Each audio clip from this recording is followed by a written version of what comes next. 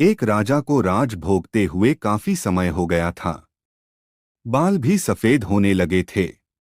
एक दिन उसने अपने दरबार में एक उत्सव रखा और अपने गुरुदेव एवं मित्र देश के राजाओं को भी सादर आमंत्रित किया। उत्सव को रोचक बनाने के लिए राज्य की सुप्रसिद्ध नर्तकी को भी बुलाया गया। राजा ने कुछ स्वर्ण मुद्राएं अपने गुरुजी को भी दीं, ताकि यदि वे चाहें तो नर्तकी के अच्छे गीत व नृत्य पर वे उसे पुरस्कृत कर सकें। सारी रात नृत्य चलता रहा। ब्रह्मा मुहूर्त की बेला आई। नर्तकी ने देखा कि मेरा तबले वाला ऊँघ रहा है।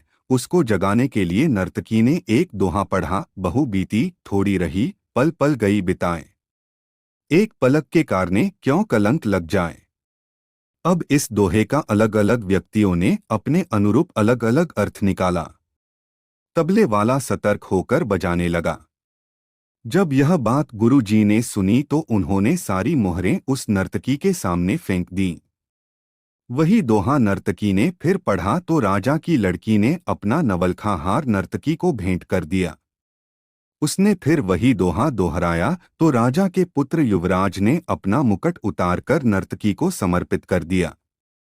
नर्तकी फिर वही दोहा दोहराने लगी तो राजा ने कहा, बस कर, एक दोहे से तुमने वैश्या होकर भी सबको लूट लिया है। जब यह बात राजा के गुरु ने सुनी तो गुरु के नेत्रों में आंसू आ गए और गुरु जी कहने लगे, राजा, इसको तू वैश्या मत कह, ये तो अब मेरी गुरु बन गई है। इसने मेरी आंखें खोल दी हैं। यह कह रही है कि मैं सारी उम्र संयमपूर्वक भक्ति करता रहा और आखिरी समय में नर्तकी का मुजरा देखकर अपनी साधना नष्ट करने यहाँ चला आया हूँ। भाई, मैं तो चला। यह कहकर गुरुजी तो अपना कमंडल उठाकर जंगल की ओर चल पड़े। राजा की लड़की ने कहा, पिताजी, मैं जवान हो गई हूँ। आप आंखें बंद किए बैठे हैं, मेरी शादी नहीं कर रहे थे और आज रात मैंने आपके महावत के साथ भागकर अपना जीवन बर्बाद कर लेना था। लेकिन इस नर्तकी ने मुझे सुमति दी है कि जल्दबाजी मत कर, कभी तो तेरी शादी होगी ही। क्यों अपने पिता को कलंकित करने पर तुली है? युवराज ने कहा, पिताजी, आप वृद्ध हो चले हैं, फिर भी मुझे राज नहीं दे रहे थे। मैंने आज रात ही आपके सिपाहियों से मिलकर आपका कत्ल करवा देना था। लेकिन इस नर्तकी ने समझाया कि पगले, आज नहीं तो कल आखिर राज तो तुम्हें ही मिलना है। क्यों अपने पिता के खून का कलंक अपने सिर पर लेता है? धैर्य रख। जब ये सब बातें राजा ने सुनी तो राजा को भी आत्मज्ञान हो गया। राजा के मन में वैराग्य आ गया।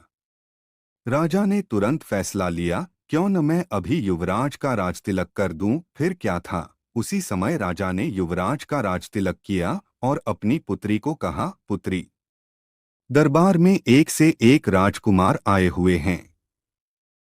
तुम अपनी इच्छा से किसी भी राजकुमार के गले में वरमाला डालकर पति रूप में चुन सकती हो। राजकुमारी ने ऐसा ही किया और राजा सब त्याग कर जंगल में गुरु की शरण में चला गया।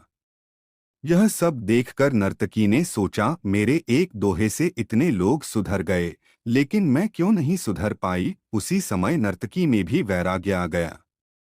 उसने उसी समय निर्णय लिया कि आज से मैं अपना बुरा धंधा बंद करती हूँ और कहा कि हे प्रभु, मेरे पापों से मुझे क्षमा करना।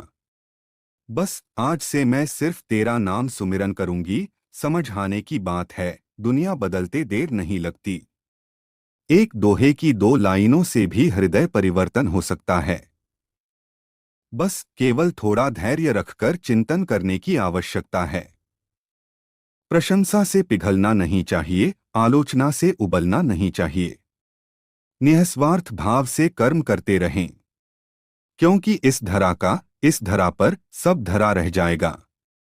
यदि आप हमें सब्सक्राइब नहीं कर रहे हैं तो शायद आप बेहतरीन चीजें छोड़ रहे हैं, इसलिए चैनल को अभी सब्सक्राइब करें।